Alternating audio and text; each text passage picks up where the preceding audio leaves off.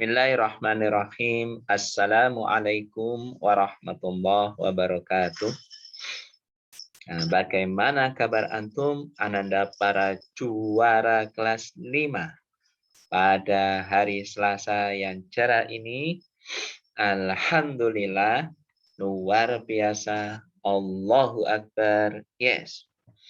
Syukur alhamdulillah. Sekarang antum semua sudah siap untuk belajar?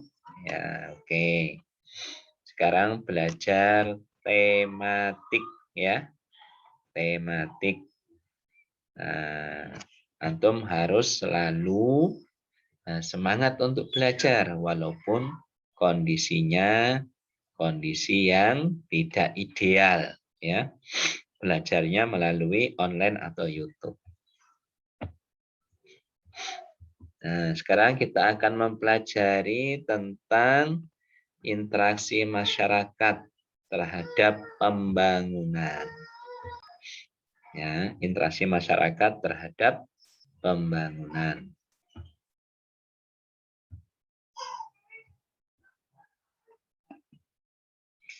Gambaran wilayah di Indonesia. Jadi wilayah Indonesia dari Sabang sampai Merauke ya.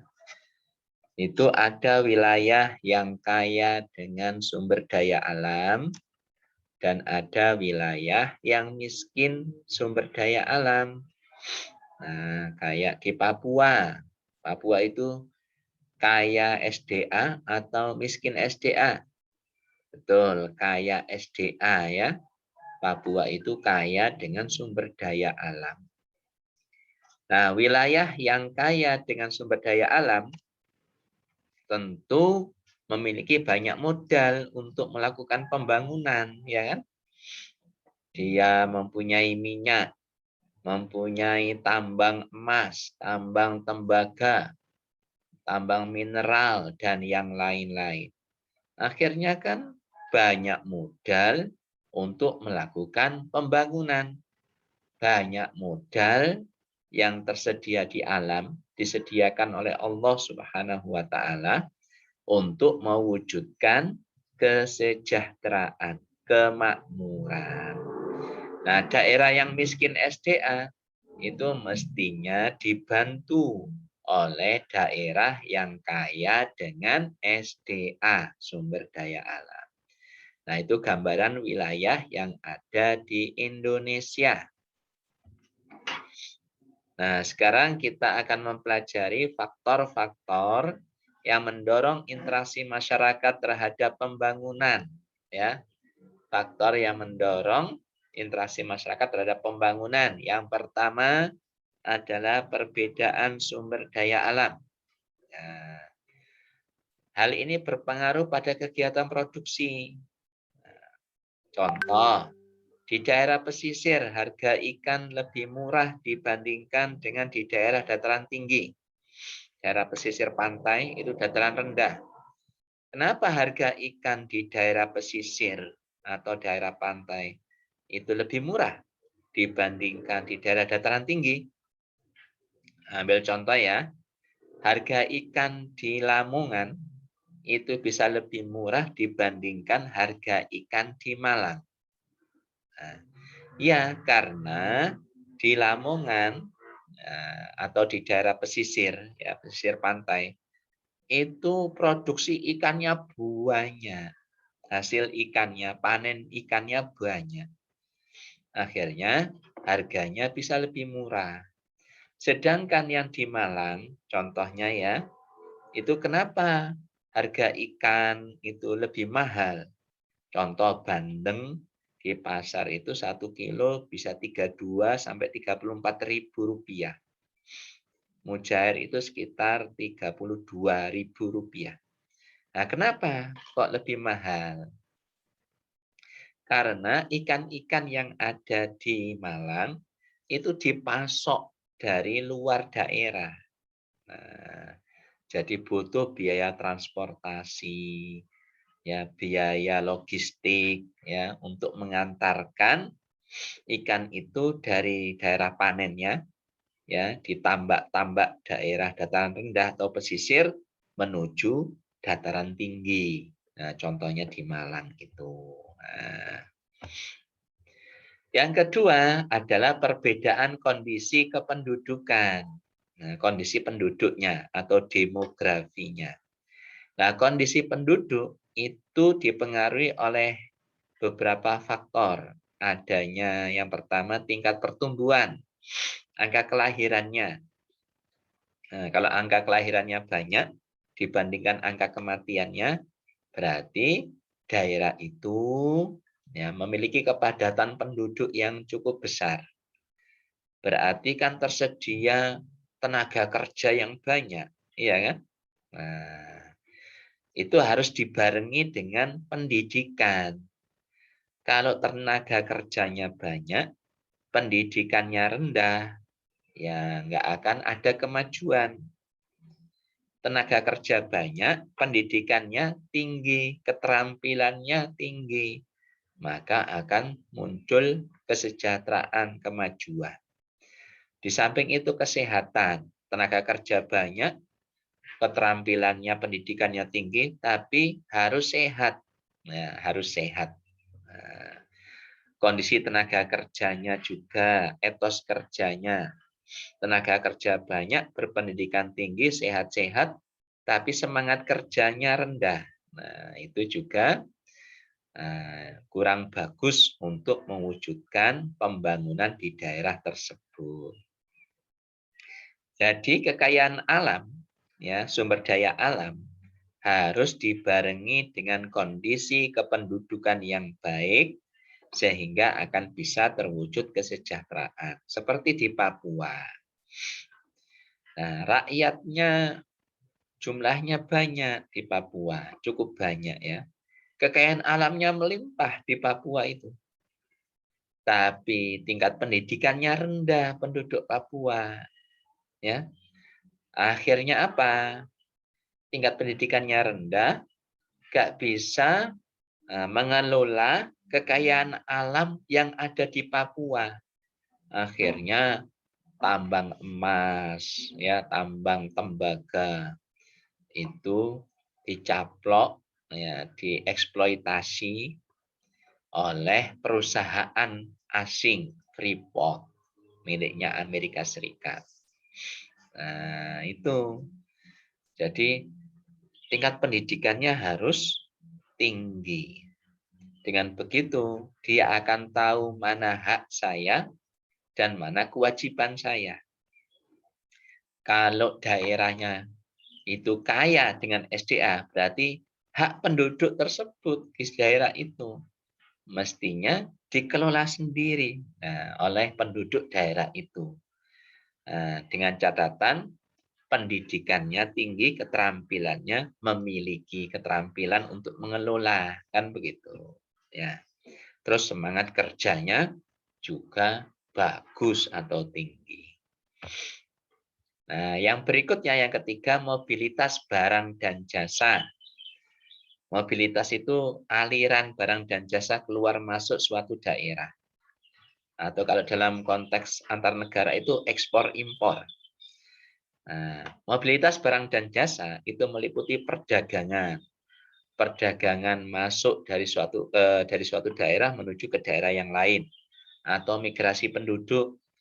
Penduduk yang padat itu dipindah-pindah, disebarkan ke daerah-daerah lain yang penduduknya kurang. Nah, di Pulau Jawa itu sudah sangat padat penduduknya. Maka perlu untuk disebarkan ke luar Jawa. Untuk apa? Untuk membangun luar Jawa, ke Sumatera, ke Kalimantan, ke Sulawesi, ke Nusa Tenggara Timur, Nusa Tenggara Timur, Nusa Tenggara Barat, Bali, Papua.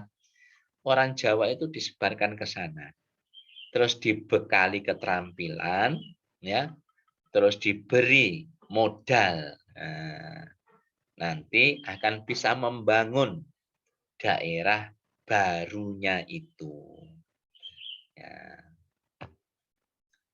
Yang berikutnya, yang keempat terakhir, persebaran kegiatan ekonomi. Nah, Ternyata pembangunan antara desa dengan kota tidak seimbang. Pembangunan masih banyak di kota, ya. Orang masih suka untuk pergi ke kota untuk mencari penghasilan. Desa akhirnya sepi, ditinggalkan penduduknya. Padahal di desa itu potensinya masih banyak, ya kan? Potensi hutannya, sawahnya, tambaknya masih banyak. Tapi orang pada ingin kerja di kota, jadi karyawan.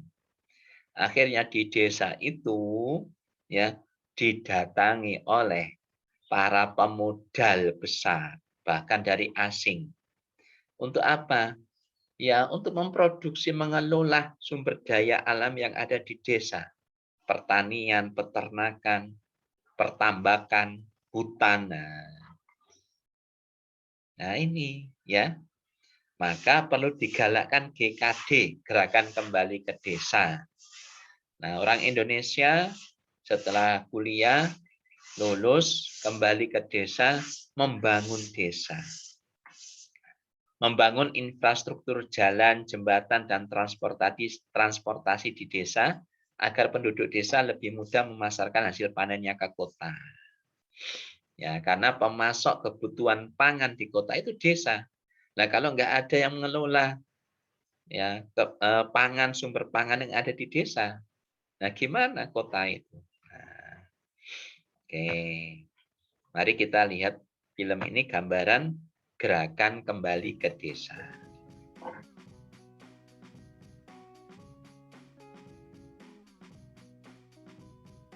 Nama saya Anang, CEO dari Ekonomi Lokal, yaitu sebuah lembaga yang melakukan pendampingan dan inkubasi bisnis untuk pengusaha muda dari keprihatinan melihat bagaimana ke kota untuk pulang dan berkumpul dengan keluarga di ketika Nah, lebaran ini memiliki potensi yang ya sangat coba besar kita lihat untuk di desa mengembangkan itu ada bisnis di sebuah peternakan. kecil Nah, ini desa. ada Oleh karena itu, persawahan ya, Ekonomi Lokal membuat gerakan pulang pertanian ke desa. Lombok tadi. Kami bertekad untuk mengajak dan mendampingi kalangan muda itu untuk pulang dan berani menjadi pengusaha di tanah kelahirannya. Pendampingan dan inkubasi tersebut Nah, kami jalankan secara kembali ke kerjasama. desa Ini itu ada ya yang untuk pihak yang terlibat mengelola dalam membantunya hasil sesuai panen yang dengan ada kapasitas yang di mereka desa miliki. menjadi Seperti ada pengusaha yang di desa. berbagi Nah, ini tentang manajemen perikanan. produksi, ada Nah, yang jadi berbagi tentang pengusaha manajemen ikan di profesional desa. yang sederhana, ada yang berbagi jaringan pemasaran, bahkan ada yang berusaha menghidupkan komunitas bisnis di daerah tersebut. Dan yang tidak kalah pentingnya, ada juga yang membantu tentang permodalan. Semangat gotong royong inilah yang ingin kita usung untuk beramai-ramai membangun desa. Karena kami yakin desa yang kuat akan mendorong Indonesia menjadi lebih kuat. Sebagai pilot project, kami telah mendampingi sebuah komunitas pembudidayaan lele bostel di Dusun Telogosari, Banyuwangi.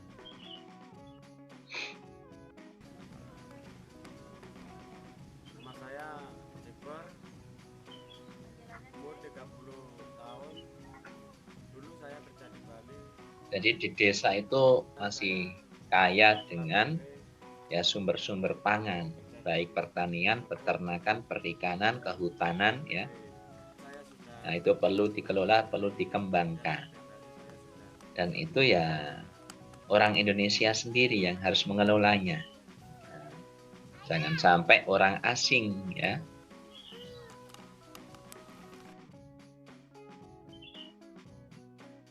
Saat ini ada lebih dari 90 unit kolam lele warga yang tergabung dalam sebuah komunitas binaan ekonomi lokal.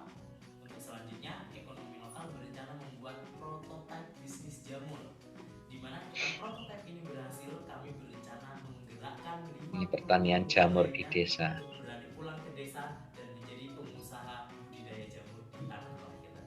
Periode sebelumnya banyak pihak terlibat dalam aksi keroyokan mewujudkan pengusaha muda seperti Pak Jebor dan rekan-rekannya. Sekarang giliran kita untuk ambil bagian dalam gerakan pulang ke desa untuk mewujudkan lahirnya pengusaha-pengusaha muda yang akan bersinergi membangun perekonomian desa.